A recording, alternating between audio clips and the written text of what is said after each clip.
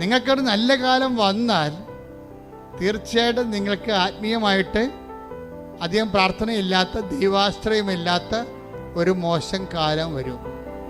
അതൊന്ന് മനസ്സിലാക്കാം. കാര്യം നല്ല കാലം കൈകാര്യം ചെയ്ത് വന്ന മിസ്റ്റേക്കാണത്. നല്ല കാലം വരുമ്പോൾ അതുപോലെ തന്നെ ദൈവത്തോടും, ഇപ്പം ദൈവത്തിനെ കൊണ്ട് ചിലരെന്താ ചെയ്യണമെന്നറിയാമോ? എനിക്കിപ്പോൾ ഞാൻ എന്നാത്തിനാണ് പ്രാർത്ഥിക്കേണ്ടതെന്ന് അറിയാൻ പാടില്ല. അങ്ങനെ എന്തിനാണ് പ്രാർത്ഥിക്കേണ്ടതെന്ന് അറിയാൻ പാടില്ലാത്തവരുടെ അന്ധന്മാരുടെ കാലം ഇനി വർദ്ധിക്കുകയുള്ളൂ. ഇപ്പം നിങ്ങളെല്ലാം പോകുമ്പോൾ നിങ്ങൾക്കറിയാം, നിങ്ങൾക്ക് പലർക്കും യൂറോയിലാണ് ശമ്പളം കിട്ടുന്നത്.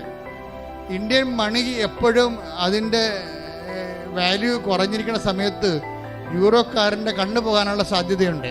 എന്താണ്? അവൻ ചിന്തിക്കാത്ത കാശാണ് ശമ്പളമായിട്ട് അവന് കിട്ടുന്നത്. അപ്പം അതിൻ്റെ കൂടെ ഫണ്ട് കിട്ടി,